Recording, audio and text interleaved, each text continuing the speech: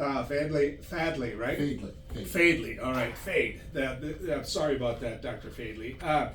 He is here, and Abby, it feels a little bit like I'm back in the superintendent's office. I'm just saying, you know. Yeah, again, one more reason. Doctor, good to have you on News and Views. Thanks for doing this. Joel, thank you so much for having me. I appreciate it. Well, you look at District 7. It's the product of District 1 and District 8. And District 8, I believe, is the one that didn't have a high school, right? That is correct. And so everybody said, let's get together and let's form a partnership here. And when I say everybody, not everybody, but the majority. And a pretty good majority of people said do this. And so, you know, you basically are the head of a marriage that's just getting started. And so I got to ask you, how's it going? It's going very well. You know, with every new marriage comes the opportunity for us to learn about each other and what our future goals are. So when I came on board July of 2022, my message to the community was, I'm here for progress and I'm here for the future. All of the things that have happened in the past. The community has spoken and really has decided that they want this unity within these two school districts to arrive at Williston Basin School District number 7. And we've been hitting the ground running ever since, trying to develop partnerships, looking towards the future, progress, focusing on achievement results and what's best for our students and staff. You just used the word progress twice, and I find that very refreshing because it tells me you're not looking in the past and you are looking forward, but I guess I have to take you backwards a little bit so I can understand how you are moving forward. And there was a recall of school board members. There's still some people mad, obviously, that the two school districts combined. And there's some ideology that's being pushed, and they're not winning. I mean, they're not winning. This is the Joel Heitkamp bias now, but it keeps hovering like this cloud when in fact the people have spoken and they want a sunny day and they deserve a sunny day. Yeah, I truly believe that the democratic process has played itself out, and for the group that did the recall, certainly they had that right through the North Dakota Century Code to do that. However, when the results are what they were, 2/3 to 1/3, I think the community has spoken very loud and clear that they like the vision for the future. They like what's happening in our school system. They like the leadership at the board level and the accountability that the board has put in place with the new governance culture and structure, where there is accountability for the superintendent and his team moving forward on achievement results. We're focused on trying to do what's best for the education, to prepare our students for life, to prepare them for the world of work, and to prepare them for post-secondary education. All three of those things are as important as each one independently. But the only way we're going to get there is to bury the past and move forward together. So I've been out and about developing partnerships with Williston State College, with the city of Williston, with everyone that wants to partner with us, because collectively we're going to do what's best for this community. And it's not just about education, it's about the community as a whole, because we know that Williston is on the precipice of growing into a larger community with many more resources. And the city is well prepared with their master plan for that to occur.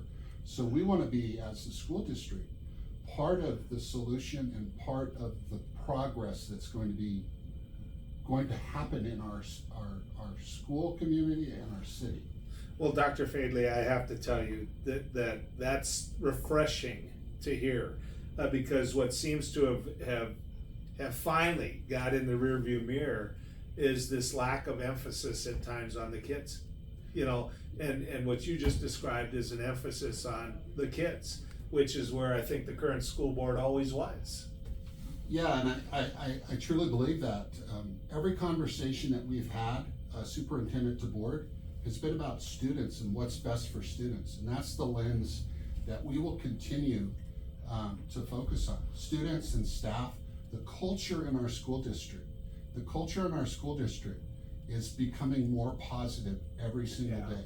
Good. And that's a testament to not just, the board and not just the superintendent, but everyone who works within our school environment, creating that culture and that environment for children. And again, there's always gonna be disagreements and people that are not supportive of the direction that you're going.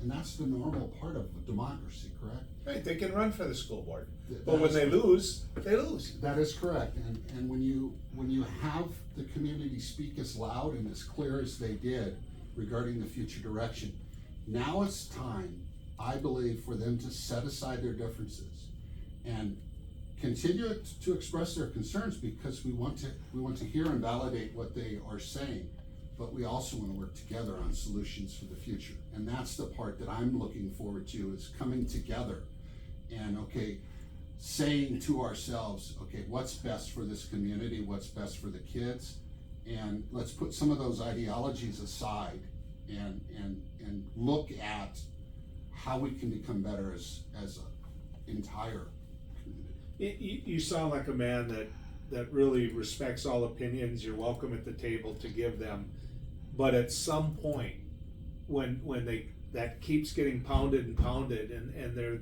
as big a minority, you have to, as the leader, also say, look, you lost. I'm done. I got to go this way. I mean, at some point, I know obviously my approach to how I would deal with it is completely different. Maybe some might say unprofessionally, but at some point they have to be told enough. Yeah, and I think the community has sent that message to that group, but again, enough is enough. We have the leadership in place to do what's right and what's best for kids, and our decisions moving forward are going to be focused on results. They're going to be focused on children. They're going to be focused on attracting high-quality teachers to join our already high-quality group that are with us. And in doing so, we will change things for the positive. So when I want people to understand your background and the level of professionalism and diversity and everything that comes into you being here, give people your resume a little bit, if you wouldn't mind. So I graduated from college with a teaching degree from Yankton, South Dakota. Moved to my hometown of Yuma, Arizona. Began my teaching career. If you know anything about Yuma, it's right there on the Mexican border. A lot of diversity, a lot of socioeconomic poverty. So I began as a teacher, moved my way through the system in different leadership roles at the teacher level, and then was offered a position in Tucson, Arizona as assistant principal. Became a principal in Tucson, served as a principal in a district of about 15,000 students. Moved on to another large district as the executive director of student services, running medical clinics, special ed programs, partnerships with the University of Arizona, those types of things, before becoming the superintendent of schools in Hershey, Pennsylvania with the national search. Spent some time in Hershey managing some very high profile, very difficult situations between the school district and the chocolate company. Then moved closer in Pennsylvania to the main line, Philadelphia, and spent 3 contracts in those areas, all with the mindset of changing the culture and creating partnerships with the community. And in every single one of those communities, the legacy that I would say that the team that was leading with me left was the district was in a much better place than where it started. And this is a very special part of the country for me. My dad served in the military. We spent 5 years in Grand Forks living on the base, and a lot of my memories as a child are attached to North Dakota. My wife, Angie, grew up, graduated from Listen Plaza. to this, folks, because this is how we got him. Go ahead. My wife, Angie, graduated from Plaza High School District. She was, I think, in a class of 6. She grew up on a farm. Her brother and mother still live on the farm. And we consider this to be home. This is where our family is. Her sister lives here in Williston. And we're just very fortunate that the timing of this position coming open was what it was. I sought this position because I saw that there was a void that perhaps I could help with, and that was creating an environment and creating a direction with the board that was trying to do all of these wonderful things to provide some consistency at the superintendent level. And I've told the current board, keep holding me accountable, but I'd like to be here for the next 10 years. Yeah. And I would like to see the results of the things that we started, whether it be building new schools with community support, whether it be looking at our achievement profiles and comparing ourselves to the top performers in the state of North Dakota, and being in that conversation about how our kids achieve.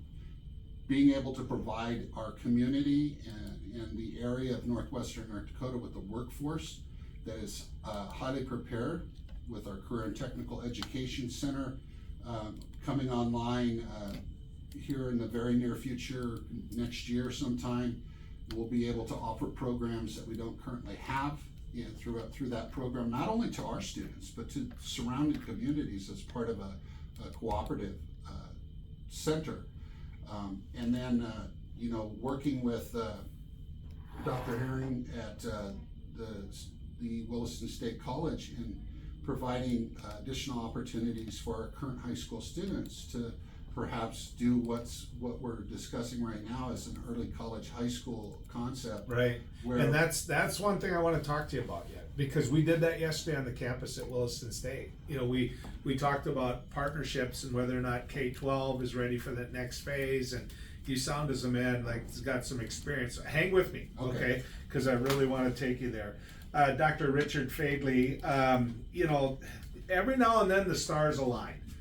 Obviously, you just heard the resume from Arizona to Pennsylvania to all these places where it wasn't all hugs and kisses, and yet they found a way to make it work and progress forward. Well, that's what's needed here. That's what's happening here. But let's get to the weather cave first and get to Too Tall Tom Szymanski. Tom?